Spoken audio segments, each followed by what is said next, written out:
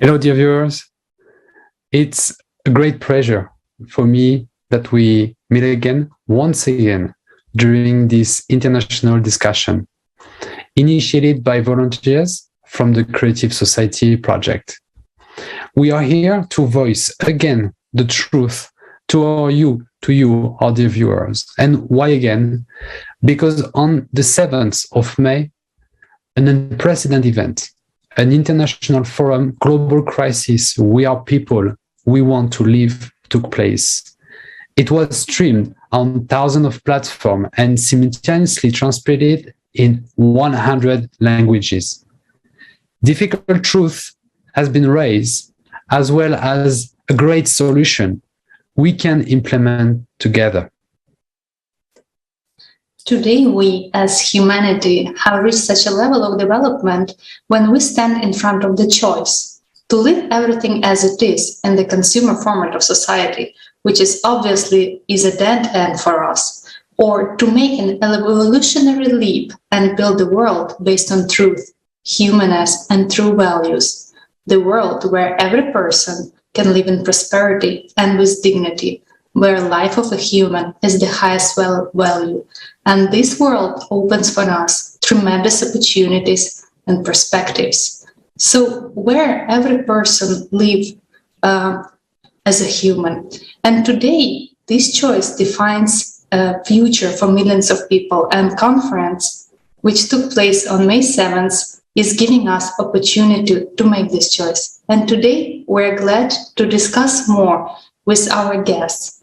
I'm happy to introduce Namubiru Barbara, human rights defender from Uganda. Greetings. Thank you so much.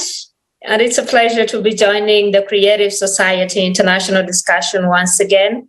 Greeting to all our dear viewers. Thank you for tuning in. Thank you. Thank you for being with us today. And also, I would like to introduce Stanislaw Walter, educational assistant from Germany. Thank you. It's also a pleasure to be here. Thank you. Thank you for joining. And I just would like to start from knowing your impression after watching the forum. Which topics touched you the most at this event? Barbara, could you please share your impression? Thank you so much. I watched the Global Crisis Conference, and I was actually privileged to air it on my social media platforms. Twitter, basically, I aired the first part and the second part, and it was really overwhelming, the kind of information I saw and learned that I never knew. But what really touched me the most, being a human rights defender, was the discussion about hunger in the 21st century, and who is benefiting from war and conflict globally, and particularly in Africa, where I come from. So for me, those were very, very touching topics. And there was another one about rescuing a global rescue platform for environment catalysts, where we would have a unified rescue team and early warnings about climate crisis. Thank you. Thank you, Namubiru.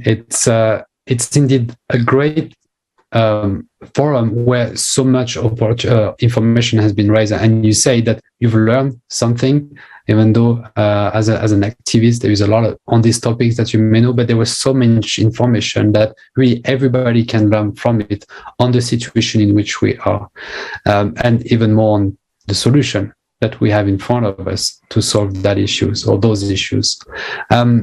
Stani, can you also share with us what touched you the most? What is maybe the information that you also heard for the first time during this forum?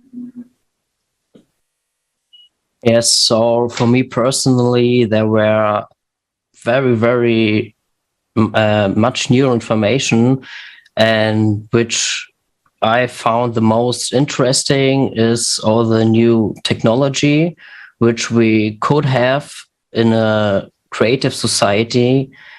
And the thing which struck me the most, I mean, it's not really a topic which was shown in the conference, but it is a very impressive feat for me, is how the creative society itself is such a great platform to unite everyone on this earth, and how we still have a chance, or so many people with such a big heart are participating in such great events and making this even possible. So without all the energy and the willpower of our creative society, we wouldn't even be able to show all these people these wonderful information. So this is what really touched me the most, and was also a reason why I joined in the first place. And I have the feeling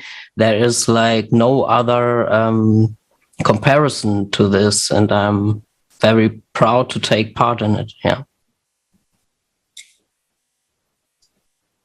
Thank you very much for your comments, and we are pleased, of course, to have you into this international discussion.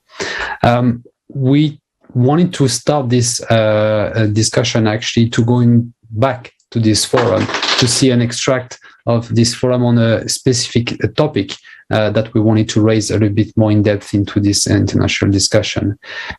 This forum has been voicing a lot of information about the current state of the earth, either regarding climate crisis, either regarding ecology, the consumer format of society also, and the answer, the creative society. So when we think about a creative society as an answer, it's really the bright future that we have in front of us. And currently we can see that there is some organization currently here that we might think are going towards that creative society. They are here to help people. Charity funds. Thinking about those organizations, we might think that they are here really to help, to solve so many different problems, helping people. But the forum and the information that has been raised during the forum about charity funds help us to understand that it might be just a facade, that the core of those organizations is maybe not as focused on the person, on the human, like it should be into the creative society, but much more related to money. Money, which is the driver, the main energy of the consumer format of society. So let's watch again this video regarding charity funds to really understand on what format of society those organizations are and how they really organize themselves and operate.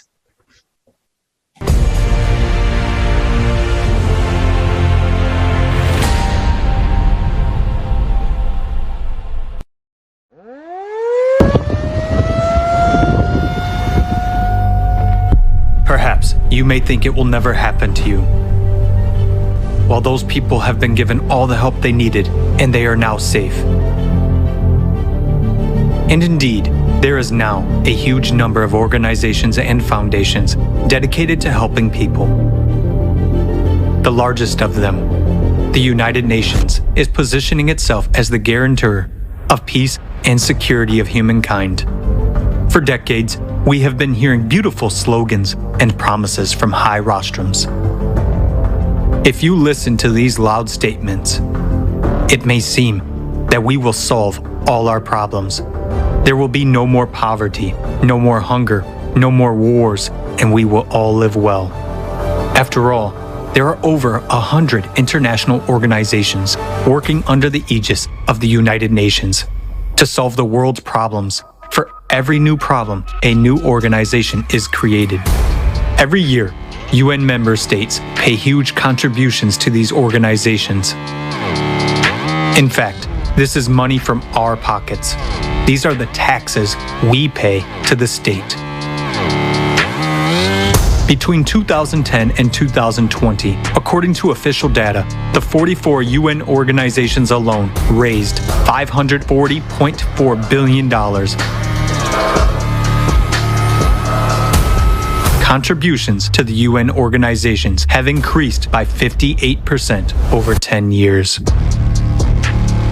But let's take a look at what we have achieved over this period of time. The largest amount of money today goes to solving the problem of hunger. The main UN organizations to tackle this problem are the World Food Program, WFP, and the Food and Agriculture Organization, FAO. They have raised $79.8 billion over the last 10 years. Current estimates are that almost 690 million people are hungry in the world and 750 million people are severely food insecure. The Food and Agriculture Organization itself predicts an even greater increase in hunger by 2030, 841 million people. So, the World Food Program is projecting funding needs for 2022 already at $13.9 billion. So they say, there will be more hungry people, so they need more money. It is a legitimate question. How is it that, with ever-increasing funding, the problem itself is only becoming worse? Let's look at another problem, the refugee problem. The number of refugees has doubled over the past 10 years, comprising 82.4 million in 2020. The United Nations High Commissioner for Refugees, UNHCR, deals with refugee issues. Over the past 10 years, funding for the organization has increased by 56%, reaching $4.8 billion in 2020. Let's look at what kind of help they provide to people. One area of refugee assistance is shelter. On their website, they state, "The main part of our protection mission is to guarantee access to proper shelter in humanitarian emergencies. We provide tents, distribute plastic sheeting, and develop strategies, tools, and guidance in emergency situations, and provide emergency assistance to those who need it most. On cold nights or hot days, our help can be the deciding factor between life and death. In an emergency, tarpaulin tents are an adequate short-term measure, but people live in such tent camps for years in inhumane conditions with no hope of the future. Due to the lack of even basic sanitation conditions, people die of infectious diseases. Who benefits from the problem not being solved? As long as there is a problem, there is funding. And if the problem is solved, there will be no funding and therefore no organizations. As long as there is a financial interest, as long as someone makes money from it, no one will solve the problem. The UN itself is very much like a transnational corporation in its structure. There is a parent company that coordinates and manages the activities of its other companies, but each brand is a separate business entity. In 2020, more than $3.7 billion was spent to maintain the UN bureaucracy on staff and director salaries, health insurance, holidays, business class flights, and other expenses.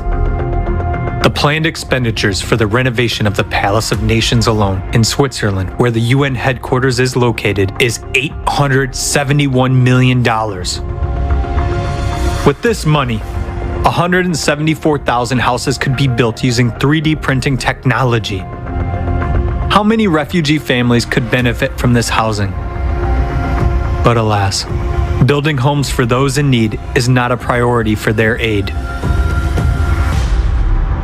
What do we have in the end? Numerous organizations that we have entrusted with the responsibility of solving serious problems of humanity turn out, on closer examination, to be merely business structures.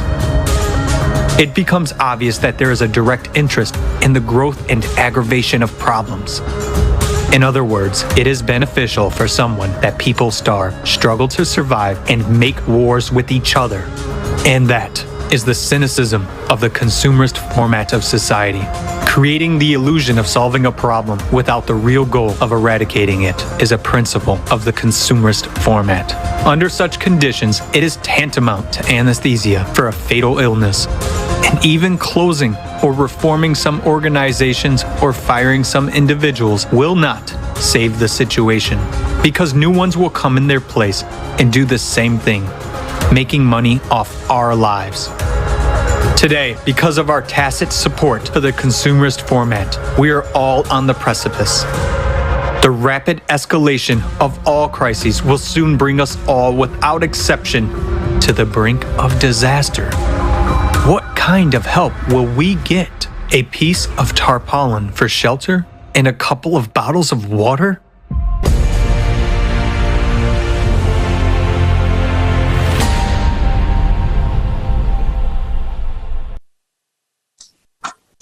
This video really is showing like how everything is being done in our consumer format of society. And I would like to ask a question to Namubiru. Could you please share, comment on this video and share your insight about the absurdity of the consumer format in which we are living? I thank you once again. It is always very devastating watching people in high places taking advantage of humans who are going through tough calamities. When I watched this video, it took me back to something which has been puzzling me so much.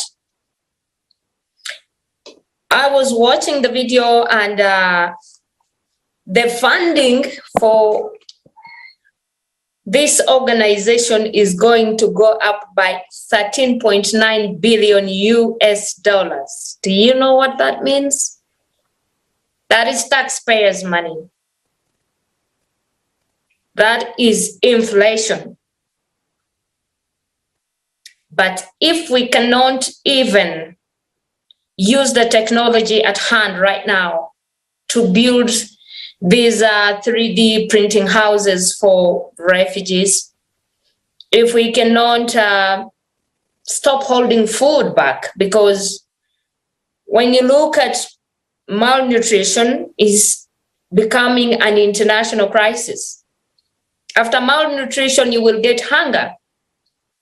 The question is, are humans given this information that we are headed for famine? Is this information reaching people?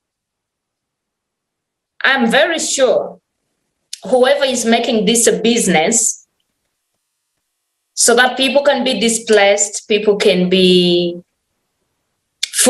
held, because you cannot convince me that food is not being held. Someone is withholding food. There are so many food embargoes in the world right now.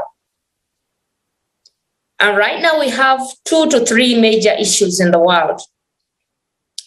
Number one, topping everything, conflict, war. And don't be surprised that that is what gets the highest budget. All the countries top their armories, the budgets, they're always high. When I look at how many people go starving after conflict, we have hunger. But the funny thing about these two things, they go together, they are intertwined. Let's first ask ourselves, what is causing hunger? Displacement, conflict, which is causing food embargoes. When I look at, I'm from Africa. I know Haiti is going through hunger. It was there. Yemen is going through hunger. For Haiti's case, it was because of natural disasters. But for Yemen and Syria, it is war. Sudan, in South Sudan, they're going through hunger. But how long has there been conflict in Sudan? And these humanitarian organizations have always been there. And as I've heard, heartbreakingly, the budget is still going up. If it is not a money-making business, I will ask everyone to ask themselves this question. I am from Africa. Africa is regarded as the poorest continent. But what I know for the truth, Africa is not a poor continent, because what I noticed during these wars, there's a lot of looting of minerals. I'll give you countries like Democratic Republic of Congo. They've been going through conflict in conflict, which is bringing hunger and displacement to people. You cannot farm when you are under war. You cannot plant food because you're always on the run. But these humanitarian organizations are in these war-torn areas. But the funny thing is this: they are giving them aid and they are also supplying weapons. Isn't that a money-making business? That seems like a money-making business. I'll tell you an example. Right now we are having hunger topping the list, that very soon the world might be headed for famine like never heard of before. But the most recent example is the war in Ukraine. There's a lot of food stuck in Ukraine that cannot go out right now because of the war. And there are so many embargoes everywhere, including food embargoes. So I would like to ask a question. If we're saying that these humanitarian organizations really want this problem solved and they're not making money off it, how is it that these budgets are going up and the hunger rates globally are increasing and the funding for this aid is also increasing? Where is the accountability for this money? Countries like in Africa, there's Somalia, they are in hunger. Niger has hunger. Kenya right now, some of the parts of the country are starving, there's starvation. The countries, they are endless. If we are looking at 841 million people increasing in hunger, then we're not doing what we're supposed to do. The consumerist format is not helping. It is not helping because it's a money-making format. That's why I believe that the creative society, which focuses on the socio-ecological model, which goes down to the last person and spreads this information from an individual level to a community level and a society level. When I was watching this conference, there's a part where they say, help comes from ordinary people. Are these organizations involving the ordinary people? Or there's just a strategy where people are just fed from hand to mouth? That cannot solve the problem of hunger. Take a look at United States, for example. When I was looking at them recently, I realized they have the highest rate globally of food wastage. Food wastage, like food discarded in the farm, in the restaurants, in households. But surprisingly, they are the leading exporters of food as well. However, the same country is still having some parts which have food crisis. How do you explain that? Some answers are right before us, but we just choose to ignore them. What are we funding? That is the question. Because whether you like it or not, you and I are funding. If you buy anything that has a tax, no matter how slight it is, trust me, you're funding. That tax is buying weapons, destroying humanity. That tax is making a money-making business for someone at the expense of human lives. This cannot go on anymore. The fact that information has been held for so long, right now humans are just living a happy life, not knowing what we are headed for. Hunger is real and hunger is coming. Who is holding food from the people? Have you thought about a possibility of someone deliberately causing war so that food will not go out there to people? So that you will in turn fund the project of humanitarian aid and then that one person will be the one distributing food.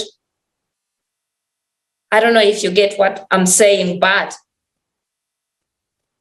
there's a lot of bureaucracy in how these matters are being handled. We cannot take it lightly anymore, because very soon it will be before our faces. When you see how many more countries are having malnourishment, it is crazy. And these budgets are there. They keep going up and going up and going up. Before you know it, conflict is also piling up.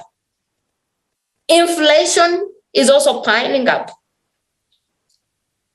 The human race is experiencing a lot of crazy things happening right now. Take a look, I think from 2020 to date,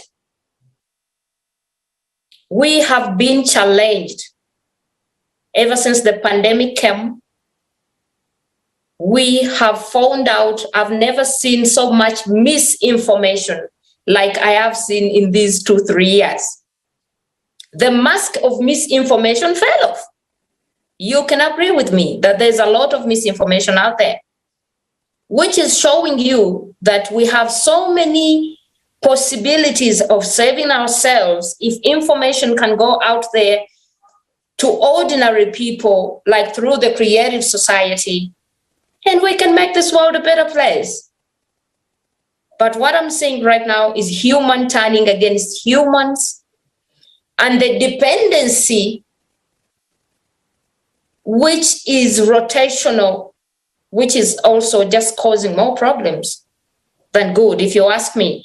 Because if the entire world will wait for one organization to distribute food, that is not right. There must be another way where people in their communities can help themselves handle these global catastrophes.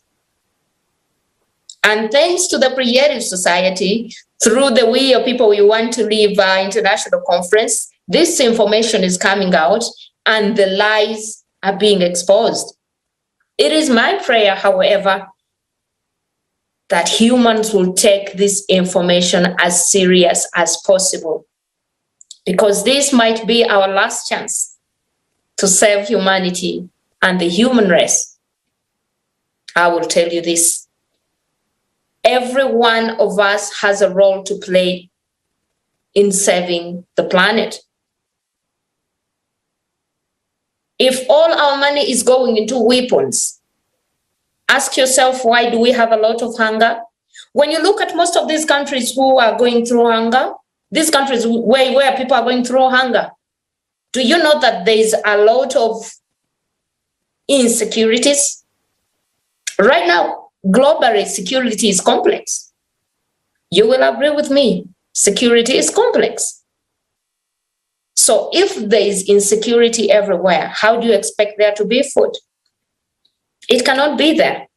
And it starts with us to wake up, to realize and change for the better and do things for the good of humanity, for the higher good. That is why I encourage everyone, join the creative society. Be the creative society where you are. Spread this information. Do something about it. Do not wait for aid, because aid will not come. We have seen it. Yeah. When we were told to go and sleep in our houses and stay indoors, did you see aid coming? That's really true. And thank you so much that it's really true that we can't wait anymore, because as you are saying, if billions of people are waiting for one small group to decide how to distribute food and manage our lives, it's kind of paradox. And it's really time for us to take this real responsibility for our own life. It's about our life and life of our children. And this information is so vital for every person to understand what is really happening. And the most important, that today we have possibility to take our life responsibility for it in our hand. So thank you so much for deep review of this question. Thank you so much for sharing that. You're welcome. Thank you. And then let's moving on also to Stani, to ask a bit of the same question and understanding what is your view regarding the absurdity of the situation in which we are in this consumer format of society. Namubiru explaining very well this absurdity, and it's actually nothing is absurd, nothing is random, everything is very well planned for a purpose that is not helping human, it's making money. So can you tell us a little bit more about how do you see it? Yes, thank you. So for me personally, it has just proven, which I already found out very, very early, that money and money-making business is the most important right now. So money has always a higher value than human life. And if you think about it, you automatically realize that this is a thing which is really absurd, like you just said. Even the helping organizations are just a facade, which are not really battling the core of the problems. So there are so many people with a big heart thinking, if I'm going to donate some money to some organizations, I'm like helping to better the world. But in fact, as we just saw, it's also just part of the business. And I also face it a lot that people, especially in my country, Germany, they often say, okay, that's not that doesn't concern me. It's so far away in different countries, and as long as I have a happy and healthy life, like everything is okay. But how can we still ignore all these vital problems which are occurring already for I don't know how many years, and they are always getting worse and worse and worse. And these organizations should be like the solution, but in fact we see it's still getting worse and worse. And the answer is also very clear to me. It's because of money. So why are we not already implementing new technologies which could save dozens of people's life? And it's every day people are suffering and they don't need the help in a couple of years. They need it right now. So if we could spend the money and in different ways, I mean, just like war and supplying weapons and all these amounts, huge amounts which are spent there, could be used in buying or implementing technology already way faster. So they are not doing it because it's too expensive. It's too expensive to save people's lives. And a lot of people are feeling too safe sometimes and are thinking those global crises and catastrophes will never hit them in their home and their children. And that's why they are closing their eyes and just ignoring it. It's not like they don't know the issue, but they just want to close their eyes so that they don't have to think every day about the world problems and the world pain. And since I have found the creative society, I must admit I was also one of the types who was thinking like, how can I change the world? I'm just like a small person. There's no impact I could have in creating a better world. But since I have found the creative society, and this is which I can, I'm really proud of, that I found a way to implement even my small strengths to something really big. And you don't have to be a lawyer or something. The creative society is for everyone. And this is the chance for everyone to do something better and to stop closing their eyes, because the problems will always only getting worse and worse. And as long as we live in this consumerism format and money will always be on the first place, the problems will always only grow. And the other thing is that the issues are not also really transparent and shown to the people. So a lot of people also don't have any clue how bad it actually is right now in the world. And that's why we need the creative society to show that small people, without any budget, without getting paid, without signing a contract or whatever, just from the bottom of our heart are managing to and it's not like we do it for money or something. It's just everyone is concerned about our future. And why should I accept money if I'm just fighting for a better future for me, myself, and everyone on this planet? So yeah, I think that's what I was thinking when I saw the clip. Thank you very much, Stani, for your answer, and really emphasizing on the idea that yes, indeed, there is some people, they still don't see this picture. They still don't see the problem or the full picture that what is happening on this planet to some of the population. I wanted to actually summarize and combine two of your answers, because I think there is something that we really need to re-emphasize also a lot. Namubiru, you mentioned the idea that there is a lot of conflict, man-made conflict, that are currently happening in so many different countries, where indeed the money is really the driver, and one conflict will be generated to hold on something to create another problem in another country, simply for people and taxpayer like us to increase the fundings, which is the ultimate illustration what is the consumer formula of society. And another side, Stani, you really mentioned that in this situation, there is still some people not even seeing it, and that only now we have kind of some information raising that information for hopefully as many people to see it. What I want to get to is that those conflicts that we've been talking about are man-made conflict. But what we need to realize is that there is a conflict, a war in which we are already, which is against the climate. And this one is not a war that we can affect by using money. Climate doesn't take any money, doesn't rest, doesn't negotiate for peace. It's just going on, and it's continuously, and it's increasing. You mentioned Haiti being a catastrophe with a lot of problem and still recurrent problem out of a natural disaster.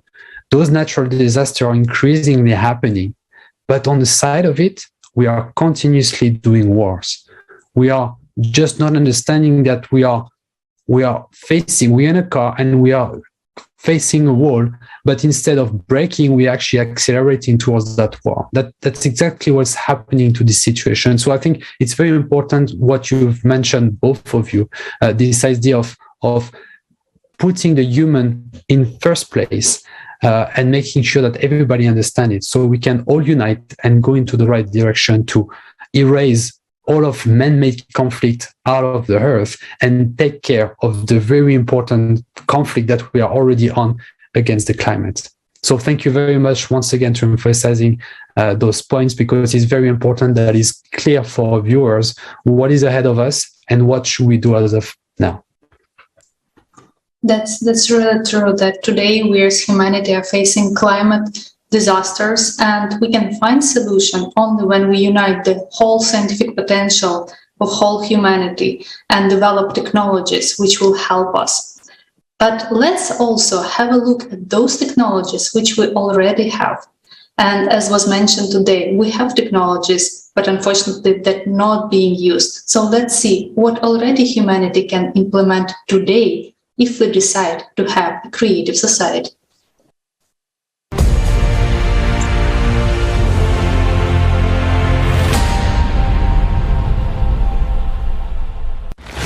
Every night, 811 million people go to bed hungry, and already 38 countries are on the brink of starvation. We live In times of instability, pandemics, economic crises, climate disasters, military conflicts, they put millions more people on the brink of starvation. Are you sure you won't be among them? In the consumerist format, no one is secure against starvation these days. But it is such an absurdity. Why? Let's take a look at the technology that already exists. One of them is vertical farms. They have great advantages compared to conventional farms. They produce 300 times more food and up to 30 yields a year. They consume 95% less water and 80% less soil. They make it possible to grow various crops all year round without using pesticides. They don't depend on weather or location and require minimal logistics costs. Harvesting is possible even in Antarctica. Aquaponics. It allows simultaneous breeding of fish and cultivation of vegetables in a single closed cycle. Fish waste fertilizes plants, speeding up their growth by 40%. It is environmentally friendly and can operate in a virtually waste-free way without polluting water bodies.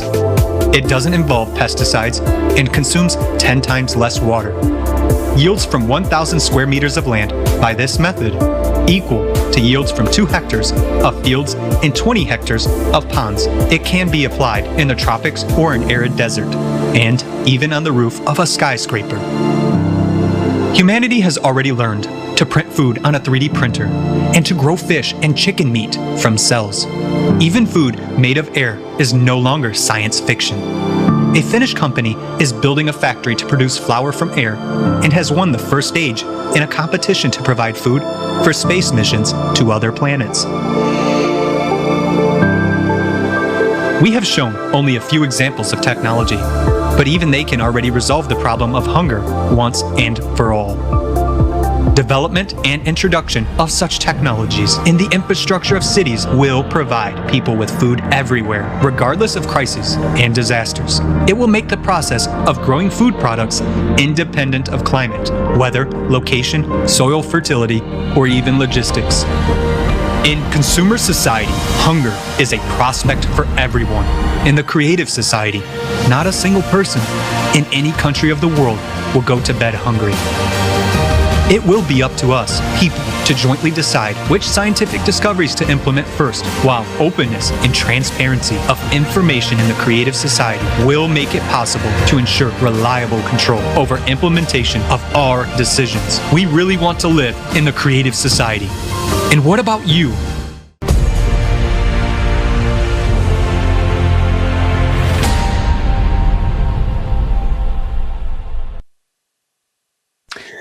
This video really continued the idea of absurdity, that there is a problem, a man-made problem, that we already have the solution, but this solution is not implemented, even though we saw how much money is founded into those organizations to supposedly fix the problem. So I wanted to turn myself to our guest again, Namubiru. What is, from your experience, how would be the impact of life of people in a creative society when all of the resources and technologies are available for everyone, like we saw in this video, for example? Thank you so much, Jonathan. My heart breaks when I see the beginning of the video, when I see I can count all the bones of the starving people in this video.